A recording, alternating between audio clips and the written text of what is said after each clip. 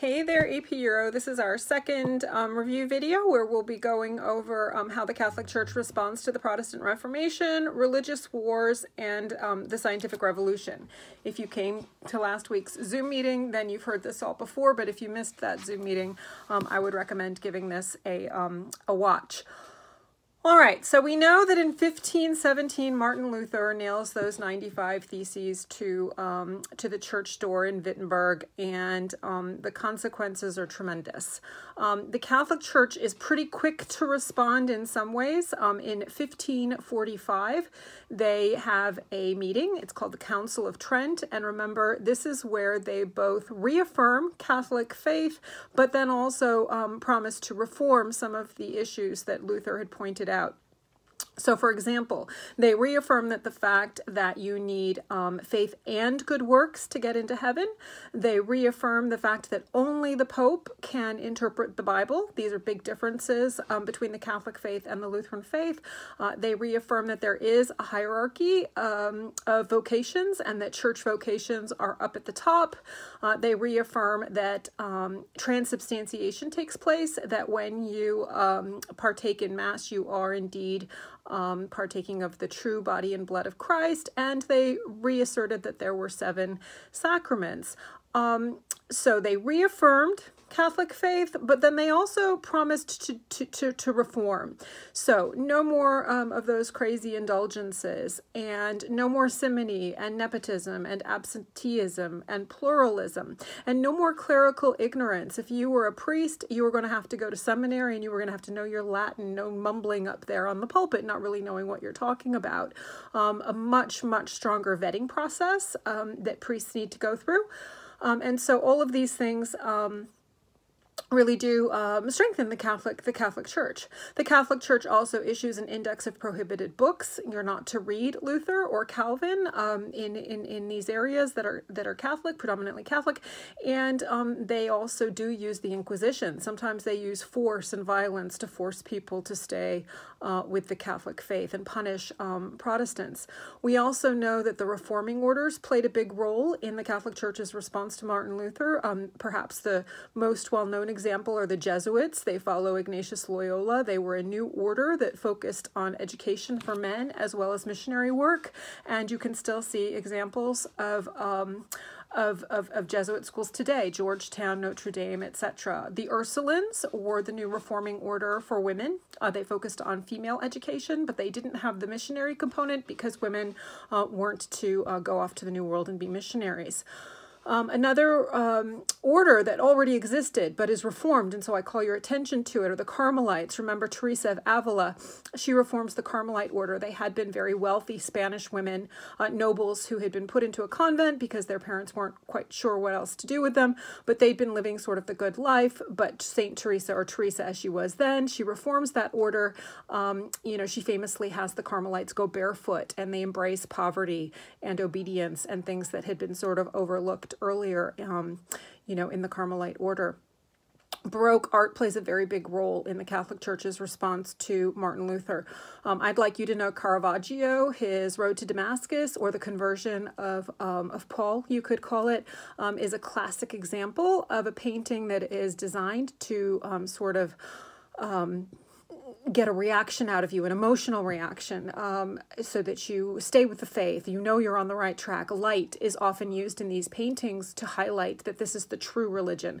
This is the one you want to be a part of. The Il Gesù, which is the Jesuit church in Rome's ceiling, which has a sunburst with IHS, the Greek initials of Jesus, in the middle, is another classic example. And the Bernini Ecstasy of St. Teresa, that sculpture that we did, which really shows you that the Catholic Church is using emotional art to get you to feel closer to God. So you're supposed to look at that and think, oh gosh, I want to have that kind of relationship with, with God. This is in stark contrast, of course, with the Calvinists, who are, embracing iconoclasm. They're getting rid of art. No art. It takes, it takes your attention away from God. So very different ways of looking at art.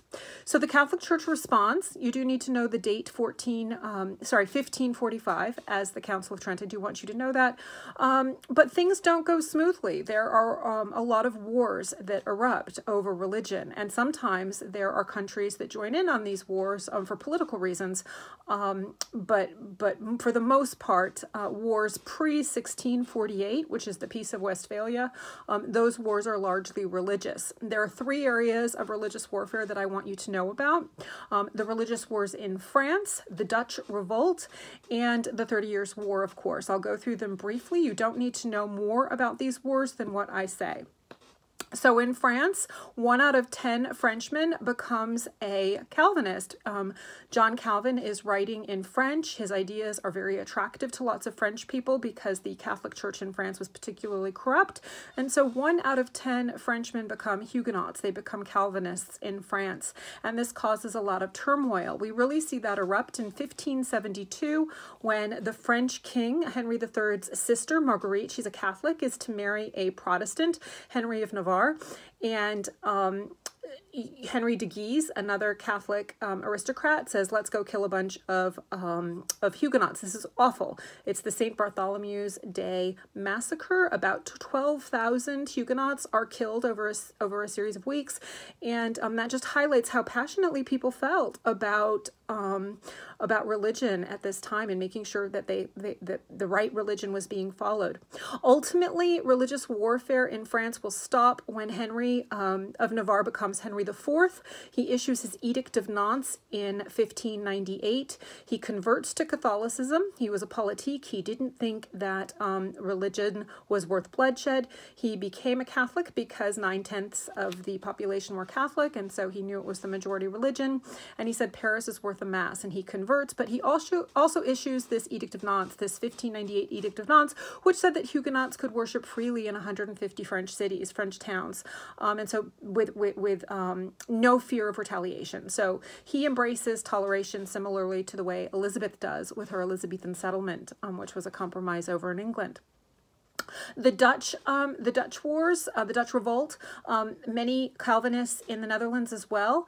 They're not happy about Philip II, who wants everybody to be Catholic. They rise up against him. He comes, he tries to put them down. He's not able to be successful because the Protestants are backed by Elizabeth. She sees an opportunity for revenge against Philip II's armada, sending of the armada. And so he is not able to ensure that, that all of the Netherlands stays Catholic. What happens there is another kind of compromise. The north, the country is split in half. The north, of which the biggest province is Holland, will be Protestant, and the south, of which the biggest province is Belgium, will be Catholic. And that is how the problem is resolved there. In the Holy Roman Empire, what I think of when I think of Central Europe or Germany, Austria, that area, they had tried to keep the peace with the 1555 Peace of Augsburg, which had stated that German princes could choose whether they were going to follow the Lutheran or the Catholic faith, but obviously that's not going to work, and there's fighting. That erupts in 1618 into the 30 Years' War when the Holy Roman Emperor, the new Holy Roman Emperor Ferdinand, decides he wants to reinstate Catholicism. He was pretty horrified by the gains that both Lutheranism and Calvinism had made, and he says, none of this. We're going to go back to Catholicism. Of course, there's going to be a big war about this, 30 Years' War, and ultimately, it will be the Protestant side that wins, Sweden. But France, interestingly, joins in on the side of Sweden. France sees an opportunity to weaken the Holy Roman Empire and strengthen itself. And indeed, it does. It's on the winning side there. And in 1648, the 30 Years' War ends after a tremendous amount of loss of life and destruction. The Holy Roman Empire will be weakened forever. It will never be able to sort of return to its former glory. And Sweden and France will come out the strongest. And we see that in our next unit, which is absolutism. We see the rise of the absolutist French kings, for example. And Sweden will also be an absolutist state until it starts fighting with Peter the Great of Russia. Now, let's see. So those two countries come out the strongest. The 1648 Peace of Westphalia basically reasserts the terms of the Peace of Augsburg, but it adds Calvinism into the mix. So if you are a prince, you can choose whether your area is going to be Calvinist, or whether it is going to be Lutheran, or whether it is going to be Catholic. And that is how the situation is dealt with there. But we see examples of intoleration, right? We see Bloody Mary in England. We see Ferdinand. We see Philip II. We see these Catholics that are horrified at the gains that Protestantism is making, and they really do try to reinforce forced Catholicism on all. But we also see some examples of toleration, and I think your best examples are Elizabeth with her Elizabethan settlement, and Henry with his Edict of Nantes. So just keep that in mind. I think that's important. While all this is going on, we also have exploration taking place. We are starting to have the foundations of absolutism. We are starting to have mother countries wanting to have colonies to strengthen their, their mother countries. Mercantilism. These economies are run with the mother country in mind. So any silver coming over from South America will go directly to Spain and strengthen the Spanish state. So all of these things are happening as well. And I think it probably is a good idea to have a couple of examples that you can use with regards to exploration. I want you to know that it starts in Portugal. Henry the Navigator, everybody wants to find a quicker route to the east, because trade, as you know, from the start of the Renaissance onward is very, very important in Europe. He has his sailors, basically Diaz and da Gama, go around Africa. They go that way. When Spain comes into play next, they will send their sailors across the other way. They'll head over to the New World. And some examples that you can use are Columbus and Magellan. Cortez and Pizarro are good examples to know. Cortez will beat the Aztecs. Pizarro will beat the Incas. There are tremendous implications, consequences of this exploration, and there are also causes of this exploration that I think it's important to know.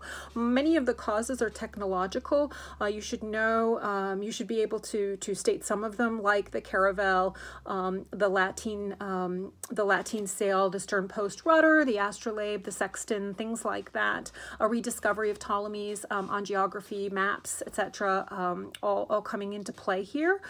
It would be nice if you had a good hold on that information, and remember that you might be required to sort of compare contrast with 19th century imperialism, where there's also a lot of technological advancement, like the machine gun and the steamboat and quinine pills, etc., to combat malaria. So just kind of keep that in the back of your minds as we're thinking about exploration.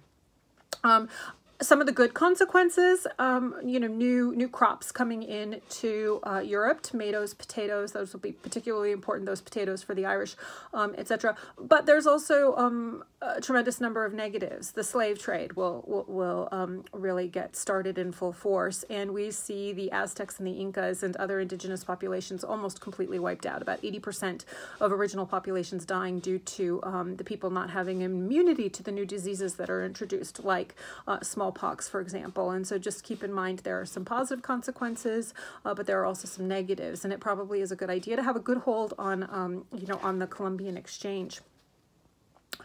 This ties in this sort of exploration because of the technology that they're using, and also the consideration for the stars, etc., with the scientific revolution. So remember, during absolutism and during this sort of time period, the 1600s, but also the 1500s, we really have a scientific revolution going on as well. And a good start date, remember, is about 1543, with Copernicus's on the revolution of heavenly spheres, running all the way through 1687, Newton's Principia Mathematica and his laws of gravity. So starting with Copernicus, he argues against what the Catholic Church had been teaching, this Aristotelian view of the world, where everything was focused around Earth and everything sort of revolved around the Earth. Of course, Copernicus said, no, we revolve around the sun. He argued a heliocentric theory. And this argument will really turn everything on its head, because he's questioning authority, and he's showing that authorities there can sometimes be wrong, that it's a good idea to question things for yourself and think about things for yourself. And of course, this will all bleed into the Enlightenment. You know, maybe the authorities are wrong, that nobles are noble, and you know, everybody else is everybody else. Why are people better than others just because of who they're born to, etc., etc.? This will also have consequences for religion, as increasingly, say, the philosophes will certainly embrace deism. The idea that maybe there are natural laws that God has set up, but he's left everything to sort of run naturally, so to speak. A clockmaker who set everything in motion. These are God's laws, natural laws, but he doesn't need to play a role, a daily role in, you know, in life, etc. So that's a very new way of looking at things too, that sort of comes into being because of the scientific revolution. So Copernicus says we revolve around the sun. And that is confirmed by Kepler, who adds to that we're not revolving in a circle, but in an ellipse. Galileo also reconfirms this with his telescope work, and he also discovers that the moon is not a crystal sphere, as it had been argued that there were craters and mountains on it. Again, this just weakens the authority, the Catholic Church, on what they had been teaching, because they had been teaching this as fact, that the moon was a crystal sphere and it was perfect. And to actually be able to see through a telescope that this is not true, again, has sort of catastrophic consequences for the Catholic Church. So just sort of keep that in mind. We have Descartes with his deductive reasoning, and we have Bacon with his inductive reasoning. Kind of taken as a whole, the idea of the scientific method, that you go out there and that you gather information and that you test things, you hypothesize, you test some more, and you come up with, you know, a truth that you come up with yourself, but that you need evidence, and that you need to go out there and find it and make it work. And then, of course, we have Newton with his laws of gravity. And so, so again, these ideas, the natural law, this will have consequences for thought. The thought consequence will be the Enlightenment, this idea that you can question society as well. Why are these laws that we attribute to society, can they be changed? Why are they, you know, set in stone? What can't we change things? So that's going to be a huge consequence of the scientific revolution, as well as sort of a weakening of the Catholic Church. For the most part, people stay religious, but we have a weakening here. And that also will link up with the later scientific revolution, when we have Darwin in the 19th century, and survival of the fittest, and evolution, and dinosaur bones being found even in England, and it's all the rage to go out and go fossil hunting. But again, this will weaken the church, this idea that maybe we shouldn't take the Bible literally. Maybe the world was created in more than 7 days. Just a questioning that takes place during both periods of scientific growth, so in the 19th century as well. And of course, there are consequences to thought in the 19th century too, especially when Herbert Spencer will take those ideas of Darwin and apply them to people, right? Social Darwinism, the idea that maybe some people aren't as fit as other people. This will certainly play a huge role in imperialism and the ideas of some countries being more fit, and therefore by natural law should go out there and should conquer other less fit nations. The world will be better off if this happens, but also consequences for the poor back home in Europe, that maybe the less fit shouldn't be helped. Laissez-faire government, leave things alone, don't help them. If they're less fit, maybe it's better if they sort of die out.